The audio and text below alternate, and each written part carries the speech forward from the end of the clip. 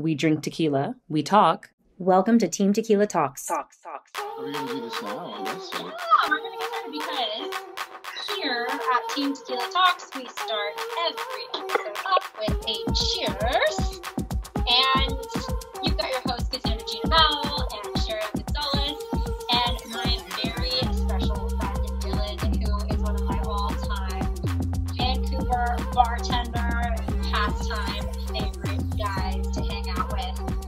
And we happen to be in London at the same time. So here we are. And I decided that it would be great to have him on the podcast because I've been dying to have you on anyway. The fact that we're both in London at the same time. You know what? Synchronicity. You are synchronicity. So we're going to start off with our cheers, but Dylan... We have to top it up. I know. Dylan made us this special concoction, which I'm going to get into in a minute, but we have to top it off with some bubbles. Okay, so I guess we're doing a little bit of it's a twist on the French 75. It's with Patron. Yes, because that was our option at the Honesty Bar. Yeah, what can you explain a little bit about the Honesty Bar? I am going to explain a little bit about the Honesty Bar. So we stay at this really cool hotel every time we're in London. We used to go every year, and then the pandemic happened. And Sheri, I think we brought you here before when we had a London trip together before. But this Honesty Bar is such a cool concept because they put out a little bit of everything. So there's no specialty. It's just kind of like a little bit of everything. And they leave a notepad for you to write your name and your room number because it is a residence lounge only is the sign on top of the door, meaning you have to be staying at the hotel. You can't just walk in off the street. And you have to write what you took on the sheet, and then they charge your room for it, like a room charge, right? And so that's what we did. We went down and said, what are we working with here? What do we have in terms of tequila? And our only option with tequila, because as we discussed in prior episodes, Sheri, tequila is not a huge thing in Europe, but they had a bottle of Patron. So we decided to go with that. We decided to work with that. And yeah, that's what we're doing. So tell us a little bit about exactly what it is. Yeah, so then instead of using lemon juice as you would in the French 75, it's lime juice, obviously. And then usually you do like a simple syrup, but the bar didn't have any like sweeteners or like cordials or anything. So what would you call her? Like a liaison? A liaison, a representative, a shoe staff. Yeah. The fantastic staff member took me to their the restaurant bar. Yeah. And they gave me a house-made elderflower liqueur. Ooh, fancy.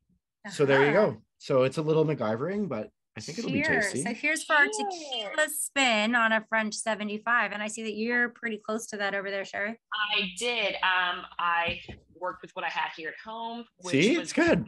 It's very good. You didn't think it was going to be good. I never doubted you. I've never doubted a single cocktail you made me in my entire life. No, so I did. Basically, I had grapefruit. I didn't have any lime. So I did a little bit of grapefruit and I kind of took some skin off and kind of squeezed some of that oil in there. And then I did not have any simple syrup, but I did have some poppies, some lime poppies, the prebiotic, probiotic. So I put that with some Blanco tequila, shook it up, topped it off with some champagne. With the poppy. Yeah. Okay. So we're both doing sort of a tequila, citrus, bubbles situation. And I wasn't privy to that cocktail either. So it just happened synchronous. So what happened was while we were downstairs in the Honesty Bar, you went to the restaurant to find some type of cordial or simple syrup. And I texted Sheri and I said, what do you have in your bar? Here's what Dylan's working with. Let's see if we can get close and we can kind of see how it works out. So that's how that happened. So she whips that up right away because Sheri is a pro fucking professional. Yes. So I'm going to give you guys a little background on how I met Dylan and why I so badly wanted to have him on the podcast. Did we get our proper cheers? I feel like we did a virtual cheers, but we need to actually start it here because now we're like several minutes into this episode. Yes. And we haven't done a proper cheers, guys. Cheers. Cheers and welcome to the Team Tequila Talks, Dylan. Okay, so I met Dylan back in Vancouver in probably like 2015, I would say. And Dylan, you and your partner Tarquin you had this restaurant and you guys had this really, really cool, unique, original bar concept. And there was even this thing where you would go and you'd spin the wheel, like on The Price is Right. And your cocktail was the sign of the Chinese zodiac that you would spin. So you just had to have a lot of faith in your bartender. And I was fascinated by this concept. First of all, every single cocktail I had on there was amazing. So there was not really a reason to question it. But I would sit at the bar and order my food to the bar and bring multiple friends, and I would do date nights with my husband. And we would just get to chatting about how you come up with a menu like that, how you rotate things out. And one of the most fascinating things I feel like is I'm not a gin drinker. And I learned through you that gin is the most versatile spirit. And that is what bartenders love to work with, because it can really mold and take the shape of anything that you want to make. And I'm talking about, like, I would sit down sometimes and say, here's what my day was like, and here's what I'm ordering for dinner. And Dylan would go, got the thing for you, and could really cater to my day and my experience with it. Like, it didn't really matter what the parameters were. The cocktail could just be birthed from that moment and that mood. So we spent, I feel like, many a night just chatting. And then eventually you guys moved on from that restaurant because I think that building was bought out, right? Yeah, that was kind of when we kind of did that thing with Miss Better's Bitters, that like as soon as Bambuda was kind of falling apart, me and Tarquin kind of signed up with a food scientist to like make this brand. I went on to like work at like a hotel, and then Tarquin went to work at like a Mexican restaurant. And yeah, it's been like 8 years since then. I think so. And the thing is too, is, happy misfortune, dangerous for me, is that Dylan actually ended up working at the restaurant beneath my apartment in Vancouver. And the reason that was dangerous is because I'm a very punctual person. I'm always on time. So if I had to be at a dinner at 7:30, I'm always ready at like 7 p.m. So I look at my watch and I go, oh, well, that's still 20 minutes of time for me to walk downstairs and get a cocktail. That's at least 2 drinks for us. That's like, I know, 20 minutes is 2 drinks. It can be depending on the evening, especially because when I was having dinner plans, they were usually at maybe 7 o'clock. So I was going downstairs to the bar before the dinner rush hit. Right. And so sometimes it was just me hanging out with Dylan, and we would chat and catch up on life. And we just kind of, he let me in on some of his bar secrets, but also we would just kind of hang out. We'd become buddies.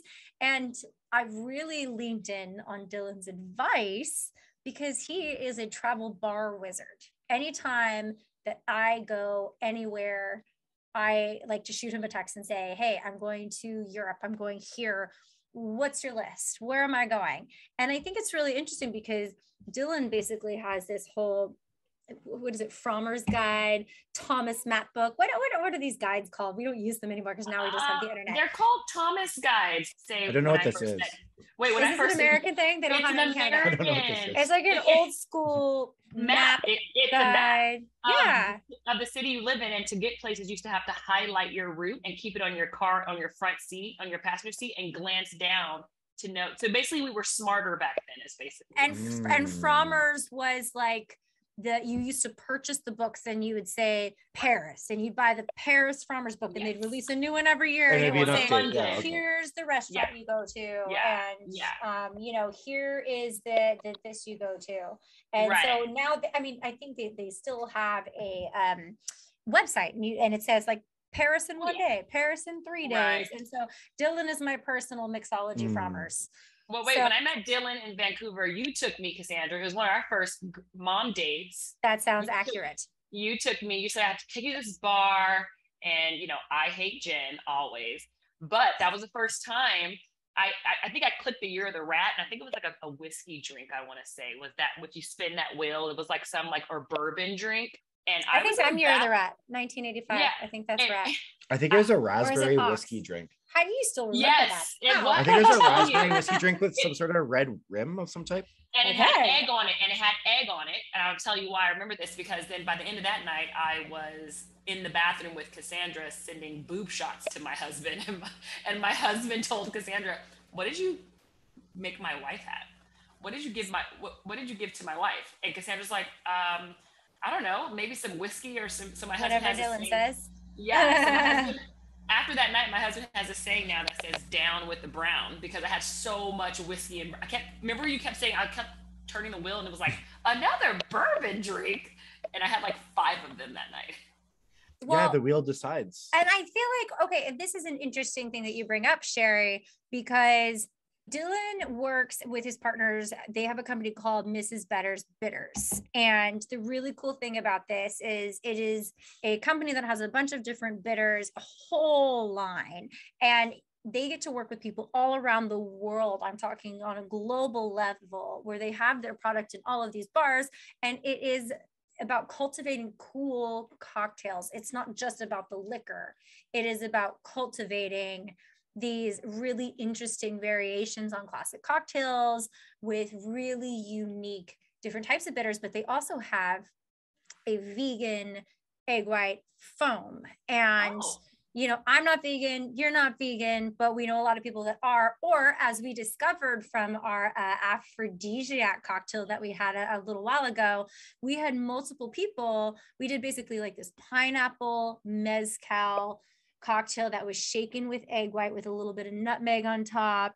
And we had multiple people with the group that said, I do not want the egg for a variety of reasons. I mean, there was a pesca vegan, there was a vegan, there was someone who was allergic to eggs. There were multiple reasons why people did not want in on this egg white. And I think that's your best selling product, isn't it? Oh, by far. But the big thing with egg white though, and we just had one at there's an up and coming bar called Connaught Bar. We just had a cocktail there. So I gotta say, Sheri, we cheated a little bit. It's nighttime here in the UK, and we had a few cocktails before we started. So I'm jealous. You can have a tequila sunrise over there when you're done with your French 75 spin. Perfect. But that cocktail that we had that really nice, the miraculous foamer was on there, but it had that really fun like blue swirl on it. I don't know exactly what it was, but when you went in to smell it, there's this really nice, clean, kind of like oceanic coconut kind of smell on it. If you're using regular egg white, it's going to have this wet dog smell. So any sort of like fun aromatics that you want to have is going to be inhibited if you use actual egg white. So whether you're vegan or not, I think you get a better cocktail experience with the actual miraculous foamer, because anyone that's going to be trying to put some fun aromatics or, you know, any type of flavors on the top note is just going to be masked if you are using the egg white. So okay, so that's a bonus point for our friends that were at the event that tried to convince us that the cocktail was better without the egg white. And I'm going to say that Sheri got her shake weight arms in there, because you know you really got to shake it for a minute and put some vigor in there when you are trying to get that egg white to foam. How easily does yours foam? Is it the same? It's like 4 or 5 shakes. It's done. Okay, not terrible. It's easy. So you're saying that is the more preferred method, not because it is vegan, but just because you think you get the benefits of the foam, but you don't have the smell or aftertaste of the egg whites. And that's the thing. When we first came out to Vancouver and started selling it into the London market, it got really snapped up, because I think London will always be the forefront of the cocktail scene. It's the capital of the world, and right? I might be a little biased because I think it is the best city in the world, but it is. It's the center of the world. Everything has to come through or pass through or begin, or everything starts or has an element to. You London. Think so? Talking about global. I do. I really? Global, brands. Yeah. Mm-hmm. I would say more Paris than London. No, I disagree. I think that's just like, I think that's culture snobbery. I think that, you know, London is also the epicenter of business, global business. Or China.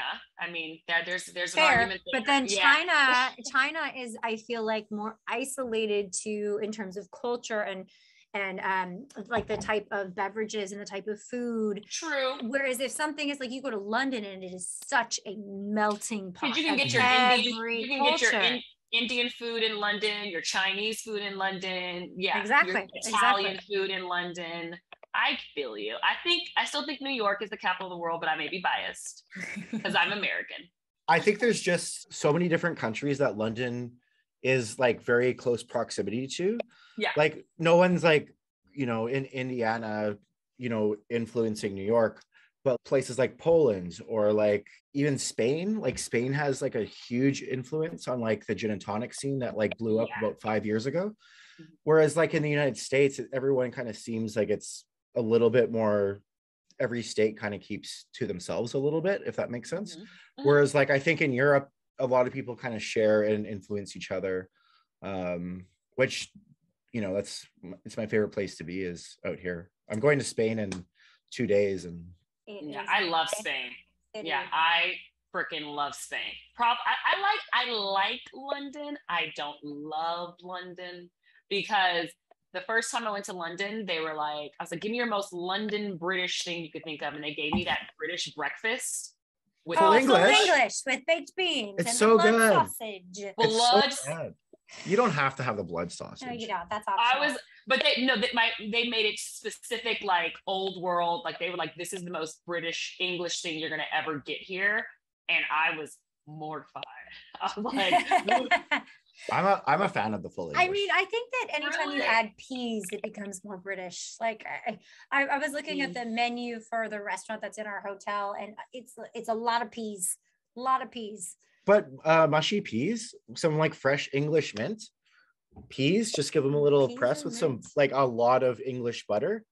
That's the thing, you can't replicate that with North American butter. You need to have the real deal from the farm, right? From the farm and fresh mint, and it's beautiful. We're talking about travel, and this is one of the reasons why I wanted to bring Dylan on. Is not because of his cocktail wizardry and the fact that I trust him implicitly when it comes to my beverage palate, but he has a knack for finding really cool, unique, niche cocktail spots.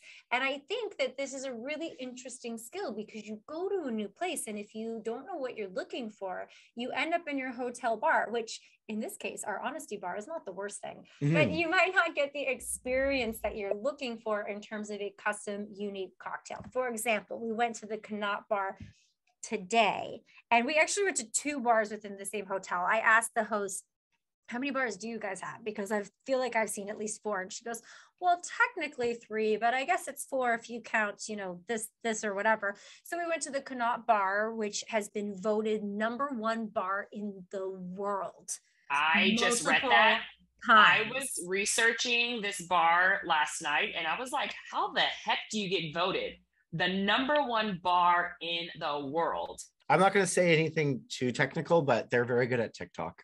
Okay. Well, I have to say we went, and that makes sense. So they have the cart where they do the pours. It's very like the showmanship Italiano, like the long pour. Like. As you were saying, the UK in general, they love their carts. They like the trolley. It's a big thing here, the trolley. I went to dinner once here, and it was the pre-dinner champagne trolley. And I go, that is a very specific trolley. A pre-dinner champagne trolley is very specific, and it was amazing.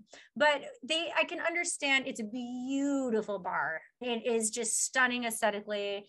I did have my tequila beverage, but before that, they have a whole vintage bar menu. So what that means is that they get, I don't know where they source them, but they have these bottles from the 70s, and it is the actual booze from the 70s still in the bottle. So I mean, it's a bit more of a splurge. So we had one, and then we went to a more modern cocktail, but I had a Negroni, and the Campari and the gin, they bring the cart to your table, and they're pulling out the bottle. They show you the labels look different. The proof is different. The oxidation. Wait, but what's the proof? Is it more higher? Campari is normally, it's a liqueur. What's the proof on that? I don't actually 30? know. I think the proof is higher 45? than that. It's I like think it would 45? be. I thought that he said that the proof was 45, and in this particular, it was 90. I think it's usually 70. Okay. Ish. He said it was higher than what it was higher back then than it is now, more or less. And my husband got an old fashioned that was made with Scotch, which I usually have it with rye or bourbon. So I was surprised to see that it was with Scotch, but that was from the 70s. the labels look like they're from the 70s. So it's a bit more expensive because you're buying something that you can't replicate, right? That you can't go back and make more of the liquor that was made in the 1970s. So you're buying, what you're paying for is experience. You're drinking a genie in a bottle, and it's highly curated. I love that.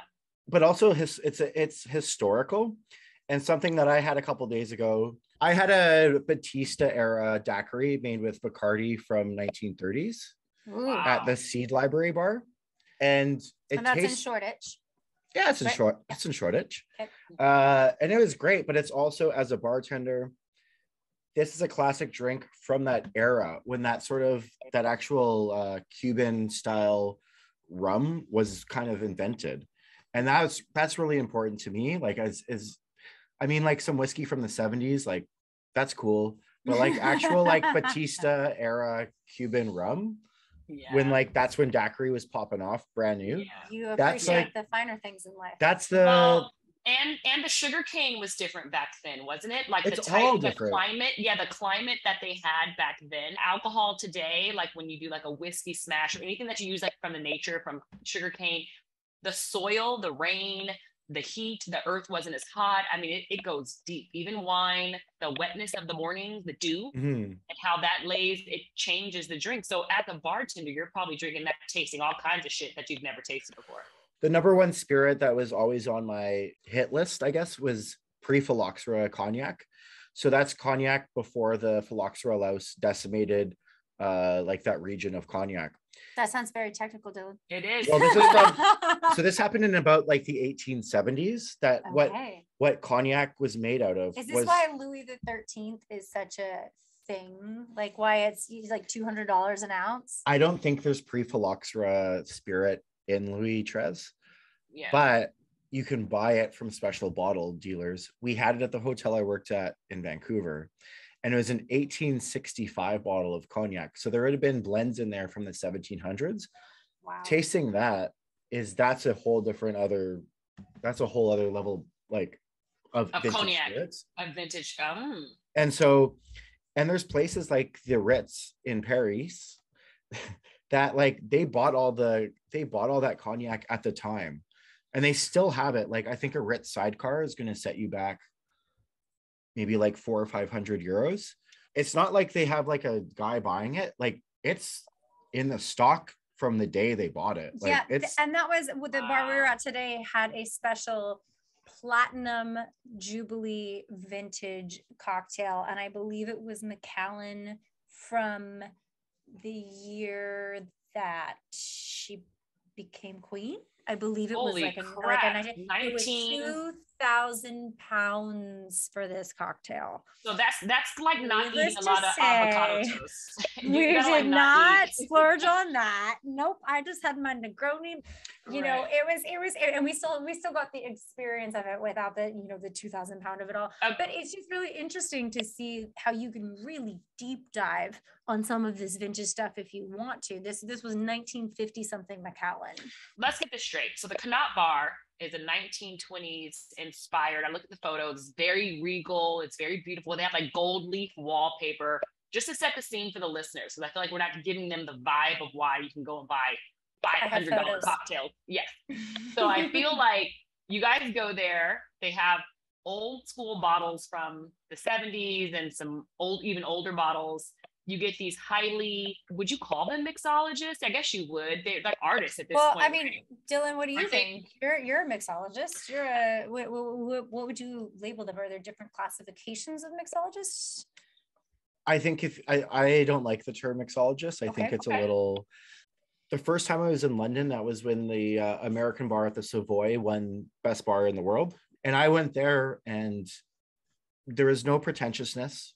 They were just very good, like at hospitality. And like within 5 seconds, I was sitting on the bar. He knew I was a bartender. And there's two cocktails that were invented there, the Hanky Panky and the White Lady. And so when I ordered the Hanky Panky, he said, do you want to come around the bar and make it? Ooh. Because this is kind of like Mecca. It's like Holy Grail. The American bar is one of the foundations of that 1930s kind of It's wave very of like, New York Depression era kind of Art Deco, well, that's when Regency everyone lost their inspired. jobs in America because Mhm. prohibition. Mhm. So they're like, I'm going to Paris, I'm going to London. In my opinion, I think Americans kind of started this cocktail culture, but prohibition is what spread it to Europe. Mhm. And so you had all these American bartenders doing amazing stuff. Yeah, that my experience at the American bar at that time, he would still call himself a bartender. I think the reason that I feel like there are tiers, like, you know, you can be a wine expert and not be a sommelier. Oh my gosh. 7 cocktails in today. Maybe not 7. Sommelier. But you can be a wine expert and not be a sommelier. And we had a guest on a few episodes ago that was a whiskey sommelier and had certain certifications, and there were things that you had to go through for that. But I also, shout out to my best friend, you know who you are. She was a bartender at a college bar, and she's not a good bartender because she was used to making like shots called the lunchbox or the Washington apple or that, like all of this shit you used to drink in college that would give you a hangover. And Disco bartender. She would pour double whiskey cokes, like that was her thing, and it worked great for her, and she's a good time, so she did really well with it because she's super fun. But ask her to create a cocktail and she's like, I don't know what to do. I think there are different levels or different types of bartenders because the bartender is not necessarily a mixologist. Right. So do you think just you prefer just bartender? I think maybe if mixologist wasn't the name of it, maybe I would be fine with another name, but mixologist is so pretentious. Extra. Okay. Like chemist, is it it's too much like chemist? Like, you know, it's like you're doing, you know, what about this? I think where you guys went tonight, I looked at all the drinks. I like went to their Yelp page and I saw all the things. I was there in spirit with my not so bougie French 75. But I will say that it looks like art. It looked like some of these drinks. I mean, I'm like, what's in it? I mean, I know they list something. No, at one point I turned to Dylan and I go, what is in my cocktail? Because it looked like someone took a pink lipstick and smeared it on the inside of the glass. And I'm not talking like someone didn't wash it because the lips were on the rim. It looked like someone took lipstick and smeared it on the inside. And I go, what am I drinking? And he goes, that's edible paint. I had edible paint in my cocktail. Yeah. And you had a homemade fruit leather, right? Yeah, I think it was a homemade fruit leather. But if you look at like some of the more avant-garde cocktail places in London, I have a little pack of like postcards from it's called Bar Oriole. Ooh. And so you can see these are actual pieces of art. I'm not sure if we can like. No, these are art. Well, we can. Anybody that's listening. Can we edit maybe some? Yeah. Well, you know. Yeah. Oh, you can show. Share. Like, look at this thing. Look at that. Look at these. Oh. Now, so yeah, there's places like it's called the Gibson, Nightjar. This is called Bar Oriole. Bar Oriole is my favorite out of those three, but it's very on like a whole different planet of cocktails. I'm showing these for those of you that are watching us on YouTube. But see, that's like art to me. That looks like this is an experience. Is that octopus? This looks like an octopus. Look at I had a drink at the Oriole oh my goodness, it 2 is. days ago that used an ingredient called clarified octopus milk. So whoa. So this breast is milk? this is was it octopus breast milk? I didn't ask. Well, is it all milk technically breast milk? It just depends on the type of animal it is. I don't think octopus has breasts though. It just I didn't inquire. When you're in a place like that, semen? that's like. Was it semen? It could have been semen. Semen is when you're in a place that's like kind of a cool guy, you're not going to be like, can you explain what this clarified octopus milk is? It just was an ingredient. It's not your mama's almond milk. So, but I do, I appreciate stuff like this, but I like going to places that are up and coming bars. Okay, so that brings me to my question, because I looked at something like this with the clarified octopus milk, and I will say that I'm fucking in. I will try anything once. Yeah. I love the experience. That's my personality type. I want to try it for the sake of experience. I want to know where this is. I want to go here. I want to have it. Right. So how do you find this place? Because I know that as lovely as our neighborhood and hotel are here in relatively north central London, I would say, I wouldn't know how to find something like Okay, this. so like so Google Maps, and I'll explain how I use Google Maps. It is my favorite app for any of this. But I'm familiar. I've heard of it. Nice new company. If you're startup with a lot of potential. If you're in these types of cities, you have to get out of the expensive neighborhoods. You have a brand new one here called Soma Soho. Okay. Haven't been there yet, but it's supposed to be very, very good. But you have to go to like the weirder neighborhoods, like Hackney. Shoreditch is like it's still bougie. It's built up now. It's already built up now. I mean, a few years ago, yeah. But like Hackney, that's where you're gonna find all this cool stuff. So okay, so here this is counterintuitive to me because you're saying you got to get out of the bougie neighborhoods, but this cocktail looks bougie as fuck. So this is in the meatpacking district. There's a meatpacking district in London too. No, this is in London, meatpacking district. Okay, but and there's literally I'm nothing thinking New around. York, when I think New York is meatpacking. I know. So yeah, it's in the middle of the first time I went here, which was like 4 or 5 years ago. I just walked there, and it took me. I always say when you're in like a city like this, a good cocktail bar, once you get there, it should take you about 10 minutes to find the entrance. I'm not all about speakeasies, but like I like the door like hidden away. You want it to be difficult. That's my favorite bar in Sydney. Is like that. We're talking about travel. My favorite bar in Sydney. I hate speakeasies, but I like the door in a weird spot. Okay. I have a question. How do you use Google Maps to find these? Okay, so the Google Maps will get you all the way there, and then you have to use some of your detective skills to be like, okay, where could an actual do you just type in secret bars into Google Maps? No, it will never work. Right. So how do we find these places? We have to know you. So we have to follow you on Instagram and inundate your DM box with everybody's travel requests. So a good reference. So this is a place called Silverleaf. I don't know if you can really. You can't really see it. But I want to show like just a picture of like this like quality of this. Look at this menu. Look at the print on that. That's a menu for one drink. That's one drink right there. One cocktail per page, and there's art to go with it, and all of the symbols mean herbal, spicy, grounded, floral. Yeah. So I'm going to say this is going to be the top 10 next year. So this is what I'm saying. Don't go to the bars that like are number 1 or number 2 today. Go to the ones that have opened this year. Go to the ones that have opened this year that like haven't had a chance to be listed, and you're not going to be fighting for a spot, and they're going to be fighting right now to get on that list. So they're going to be doing the best. So your DMs. Is there a website? How do we find these up and coming places? So I liked for food. And sometimes drinks, I like to use Eater, the hot list. But for London specific, Eater, I feel like is very trendy. They're very about what's on trend at the moment. I find that their essentials lists are not always what I'm looking for, because they're like, here's where to get the best Reuben sandwich. And I'm like, if I'm on vacation, I'm not coming to your city to have a Reuben sandwich. No. So I want to know what the hot list is. I want to know where I should, like, what's new, what's cool, because I also don't mind going to a place experimentally and saying, you know what, that didn't work, because now we know, and now we have some contrast. I don't mind that. I don't mind going somewhere and it failing or not working out. So yeah, this website, at least for London, I haven't seen it for another city, but it's called theinfatuation.com. And so this will have London's new bar openings. So this is a really good sort of way to. Oh, you sent me this. Yeah. We have a Mr. Fogg's right here, like super close.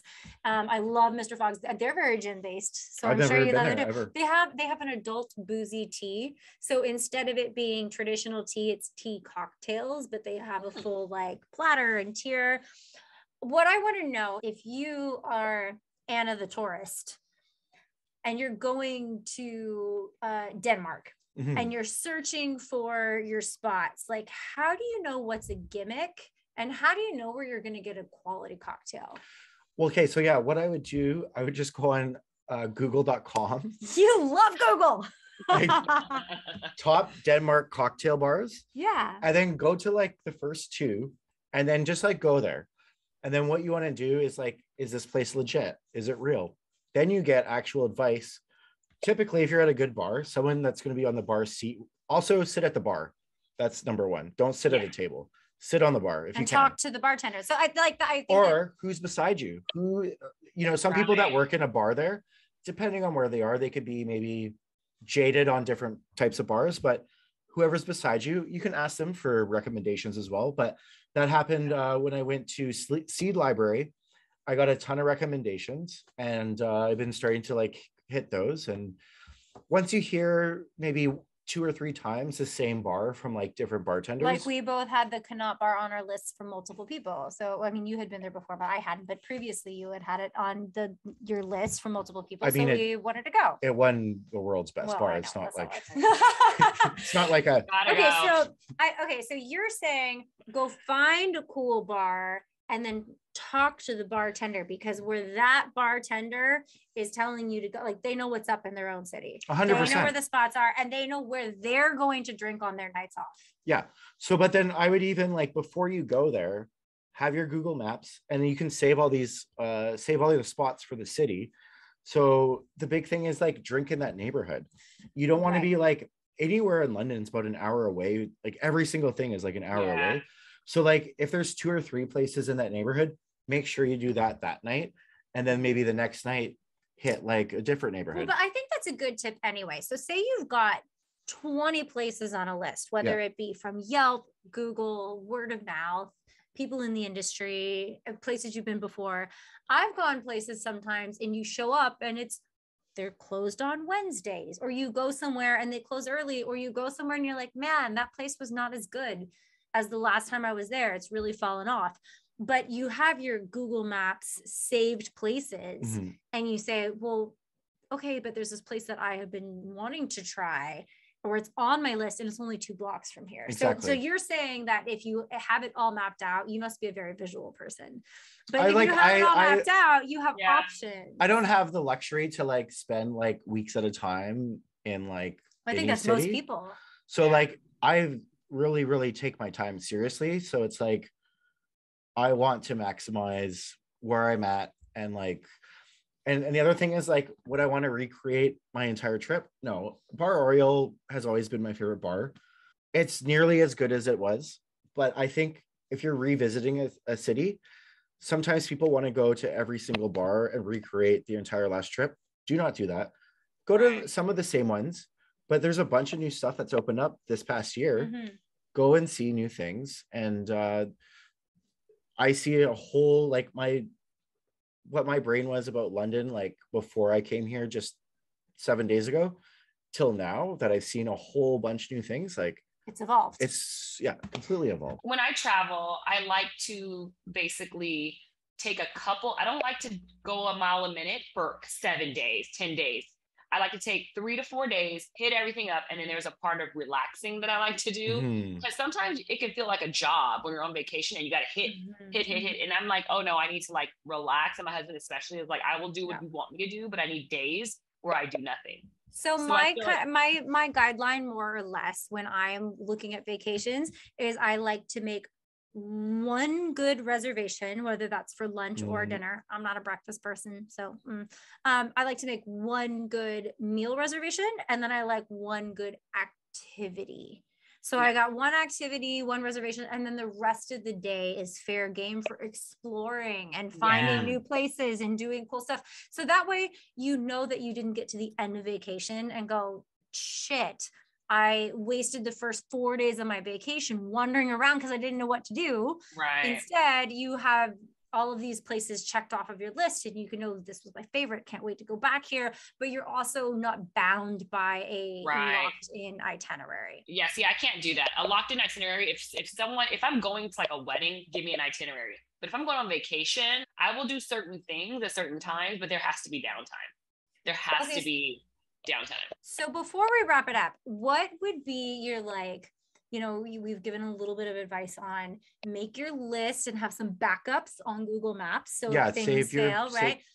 The favorite websites to go on and look and basically check your reviews, talk to the locals, find a bar that you like, and then talk to the bartender. And I feel like this is all travel websites, but what is the do not do list when it comes to exploring cocktails in a new city? Okay, so I would say if the first drink sucks, don't order the second drink. It's not going to be Okay. good. Okay. Don't like What if someone says like, oh, it's just not just it's you're not one my and done. taste. Okay. Just, you don't have the time to like, if the first I drink like that. sucks, you're out. That's Yeah. Well, that's like that thing that's floating around, which has been my life motto this year for sure, is if it's not a hell yes, it's a fuck no. Yeah. Yeah. I feel like that if it's not a hell yes, it's a fuck no. And it's I okay like if that it applies to the cocktails as Yeah. well. Because I feel like a bartender puts their best foot forward early, right? Like you're not waiting on the drop. It's like dating. It's like woo me. Well, it's if someone's doing a freestyle drink, it's completely fair if it's too weird. But if it's in, like a beautiful menu like this one from the Punch Room. Yeah. Ooh, yes, Ooh. I've been to the Punch Room before upon your recommendation. It was If it's a lovely and published delicious. drink, No, they should have it down pat. it should for be sure. great. Yeah. Yeah. So I mean, I've actually been, and I feel like you've done this before too, but I've been to bars where you sit at the bar and you say, I'm kind of feeling this, or I'm not sure about this. And a bartender will say, well, try this. And if you're not into it and it's not your mood or your style or your speed, then I'll make you something else. And I feel like that's a free pass. I feel like you get one of those as a bartender. But I think etiquette for me as I'm a bartender, if someone's coming in and sitting down, just order the first drink out of the menu. Okay. Don't ask for freestyle unless it's like a bar that specializes it. Right. Just get a drink off this and be like, you know what, I really like this drink, but if you could like make it a little bit like this, a little bit more like, then I think you're going to have a really good drink come out of it. And I think most bartenders are comfortable doing it. But if you're like, you sit down, you don't even open the, however much this would cost to make. And you're just like, that's not oh cheap. yeah, I'll just get That this is and a that. hard cover. A vodka soda. Yeah. Yeah, you're not going to get a good result, but like, just order a drink out of the menu the first time. If you want some bespoke stuff, you can feel the room, but always order a cocktail out of the menu the first time. And then, be sociable. Like, you can tell if someone else is at the bar that if you're going to places like this, the odds are someone has done their research. They're in the scene. They get it. They're not just some person off the street. They probably have the same common ideas that you have. Strike up a conversation, make a friend. Well, I like that. We make friends here at Team Tequila Talks. I'm cheersing with an empty glass because we got through our faux French 75. Dylan, thank you for joining us. We're going to tag Mrs. Betters. Miss Betters. I know. I wanted to say Mrs. I made her an old married lady. It's Miss Betters. Oh my God. Should I have another cocktail or Miss what? Butters Bitters. Miss Betters Bitters. Holy shit. Well, Dylan, thank you for joining us. We are going to tag Miss Betters Bitters, and you guys tag, like, download all the things for Team Tequila Talks. Cassandra and Sheri on, giving you a little tequila love. Cheers. Cheers. Cheers.